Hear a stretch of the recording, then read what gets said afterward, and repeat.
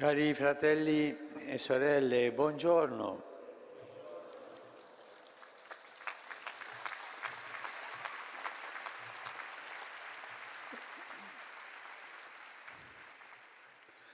Abbiamo ascoltato il brano del Vangelo di Luca, da cui è tratto il motto di questo anno santo straordinario: misericordiosi come il Padre. L'espressione completa è: siate misericordiosi come il Padre vostro è misericordioso. Non si tratta di uno slogan ad effetto, ma di un impegno di vita. Per comprendere bene questa espressione possiamo confrontarla con quella parallela del Vangelo di Matteo, dove Gesù dice: voi dunque siate perfetti come è perfetto il Padre vostro celeste. Nel cosiddetto discorso della montagna che si apre con la beatitudine, il Signore insegna che la perfezione consiste nell'amore, compimento di tutti i precetti della legge. In questa stessa prospettiva, San Luca esplicita che la perfezione, l'amore misericordioso. Essere perfetti significa essere misericordiosi. Una persona che non è misericordiosa è perfetta? No. Una persona che non è misericordiosa è buona? No. La bontà e la perfezione si radicano sulla misericordia. Certo, Dio è perfetto, tuttavia, se lo consideriamo così, diventa impossibile per gli uomini tendere a quella assoluta perfezione. Invece, averlo dinanzi agli occhi come misericordioso ci permette di comprendere meglio in che cosa consiste la sua perfezione e ci sprona ad essere come Lui, pieni di amore, di compassione, di misericordia. Ma mi domando, le parole di Gesù sono realistiche? È davvero possibile amare come ama Dio ed essere misericordiosi come Lui? Se guardiamo la storia della salvezza, vediamo che tutta la rivelazione di Dio è un incessante e instancabile amore per gli uomini. Dio è come un padre o come una madre che ama di insondabile amore e lo riversa con abbondanza su ogni creatura.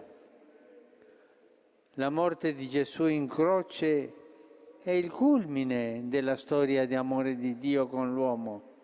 Un amore talmente grande che solo Dio lo può realizzare. È evidente che, rapportato a questo amore che non ha misura, il nostro amore sempre sarà in difetto. Ma quando Gesù ci chiede di essere misericordiosi come il Padre, non pensa alla quantità. Egli chiede ai Suoi discepoli di diventare segno, canali, testimoni della Sua misericordia. E la Chiesa non può che essere sacramento della misericordia di Dio nel mondo, in ogni tempo e verso tutta l'umanità. Ogni cristiano, pertanto, è chiamato ad essere testimone della misericordia e questo avviene in cammino di santità. Pensiamo a quanti santi sono diventati misericordiosi perché si sono lasciati riempire il cuore della divina misericordia. Hanno dato corpo all'amore del Signore riversandolo nelle molteplici necessità dell'umanità sofferente. In questo fiorire di tante forme di carità è possibile scorgere i riflessi del volto misericordioso di Cristo. Ci domandiamo che cosa significa per i discepoli essere misericordiosi? E questo viene spiegato da Gesù con due verbi: perdonare e donare.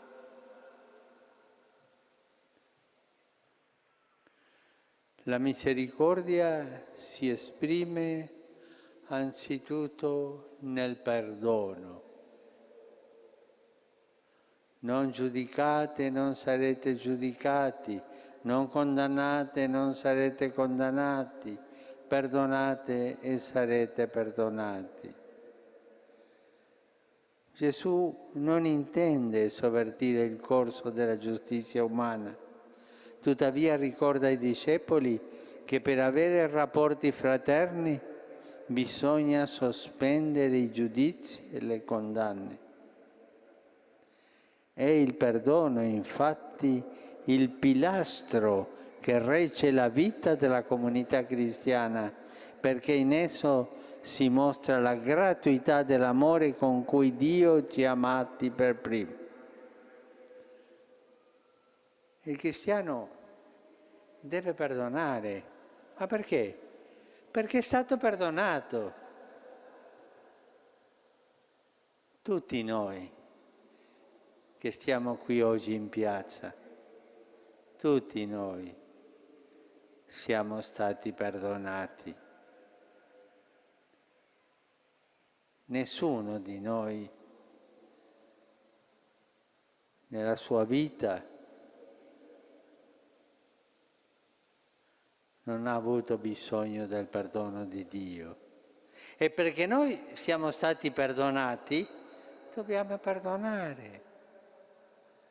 Ma lo recitiamo tutti i giorni nel Padre nostro. Perdonaci i nostri peccati, perdona i nostri debiti come noi perdoniamo ai nostri debitori. Cioè perdonare le offese, perdonare tante cose, perché noi siamo stati perdonati di tante offese, tanti peccati. E così è facile perdonare. Se Dio ha perdonato me, perché non devo perdonare gli altri? Sono più grande di Dio? Capite bene questo? E questo pilastro del perdono si mostra la gratuità dell'amore di Dio che ci ha amati per primo. Giudicare e condannare il fratello che pecca è sbagliato, non perché non si voglia riconoscere il peccato, ma perché condannare il peccatore spezza il legame di fraternità con lui e disprezza la misericordia di Dio, che invece non vuole rinunciare a nessuno dei suoi figli.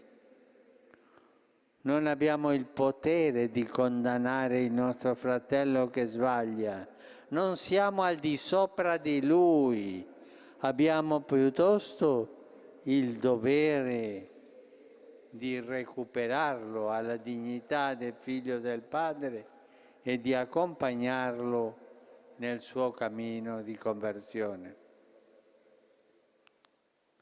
alla sua Chiesa, a noi, Gesù indica anche un secondo pilastro: donare. Perdonare è il primo pilastro, donare è il secondo pilastro. Date e vi sarà dato.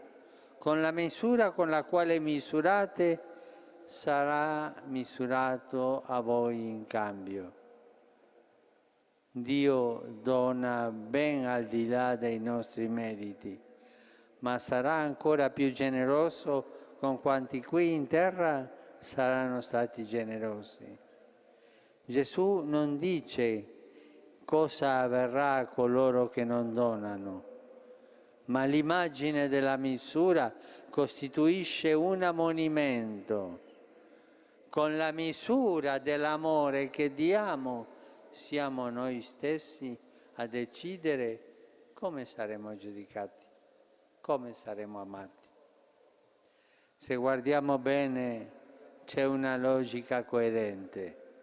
Nella misura in cui si riceve da Dio, si dona al fratello, e nella misura in cui si dona al fratello, si riceve da Dio. L'amore misericordioso è perciò l'unica via da percorrere.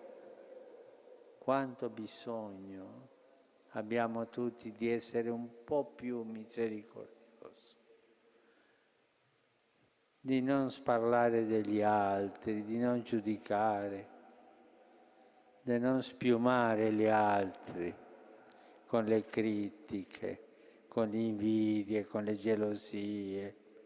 Oh, perdonare, essere misericordiosi, vivere la nostra vita nell'amore e donare.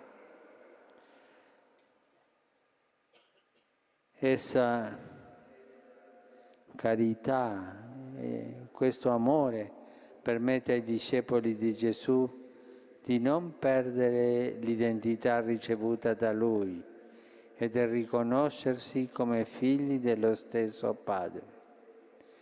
Nell'amore che essi, cioè noi, praticano nella vita, si riverbera così quella misericordia che non avrà mai fine.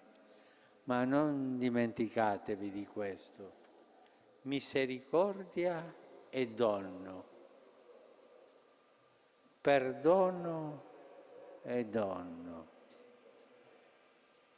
E così il cuore si allarga nell'amore. Invece l'egoismo, la rabbia, fa il cuore piccolo, piccolo, piccolo, piccolo e si indorisce come una pietra. Cosa preferite voi? Un cuore di pietra? Vi domando, rispondete.